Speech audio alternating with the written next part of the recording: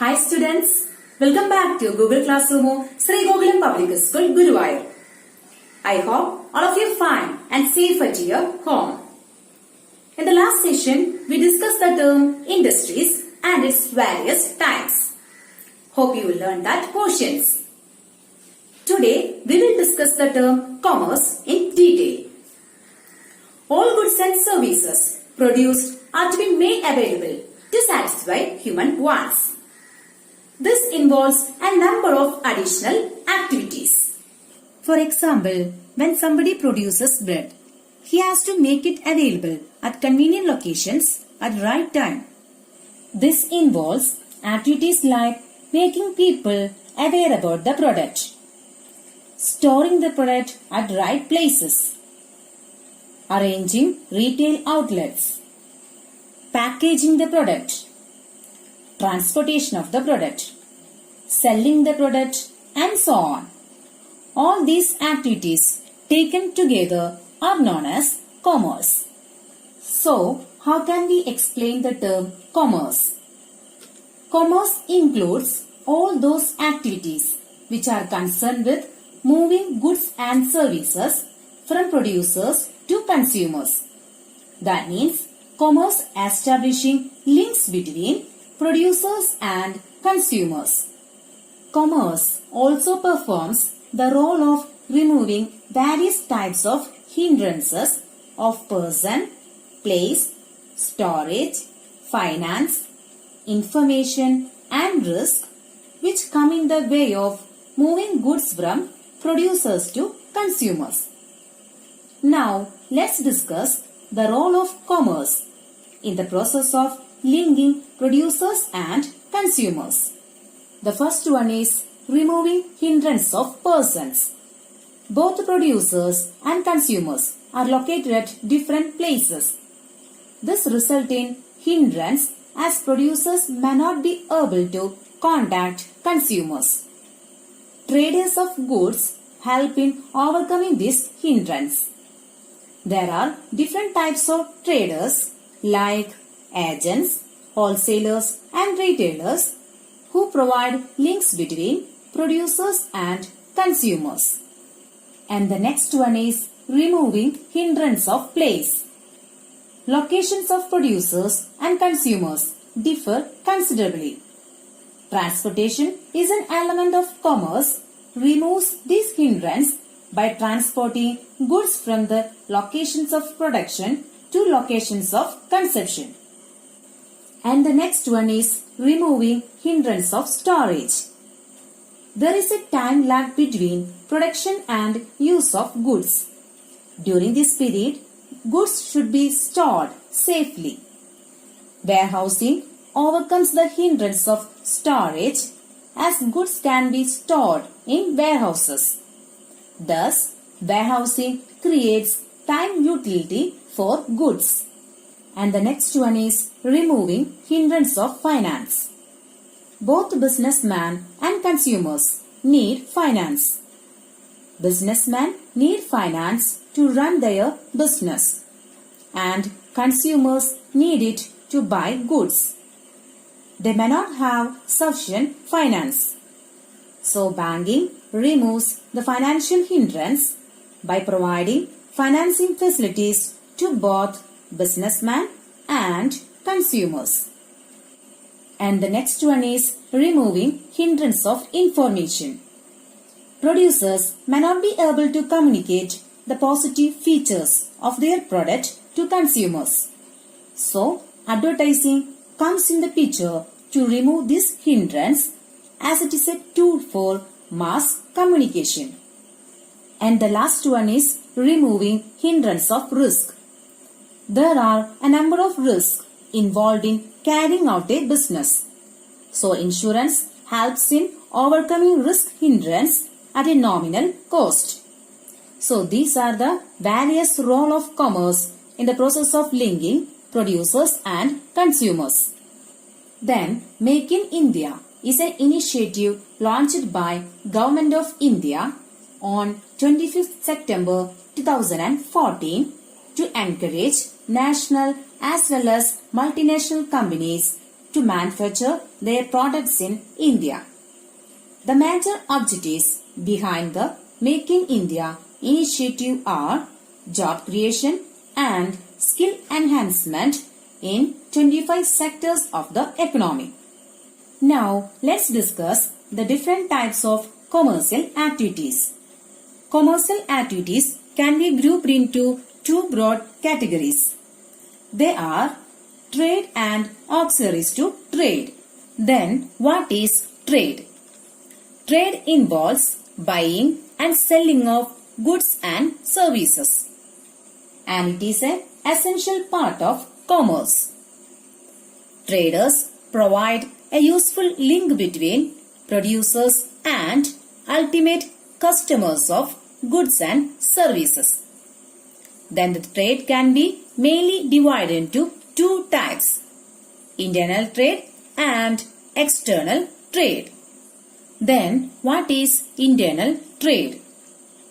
Internal trade, also known as domestic or home trade, and it is concerned with buying and selling of goods and services within the geographical boundaries of a country.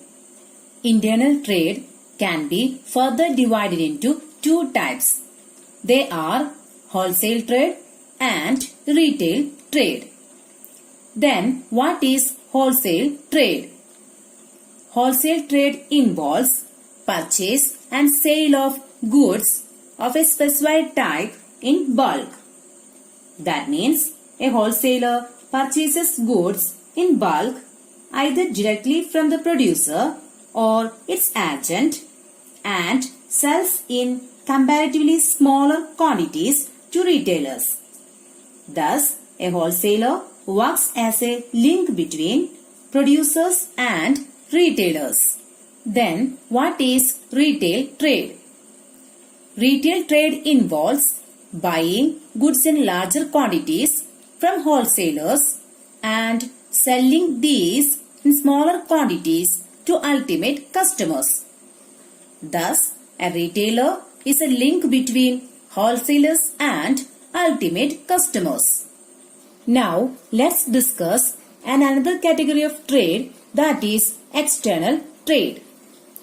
External trade is also known as foreign trade, and it consists of the exchange of goods and services between persons or organizations operating in two or more countries.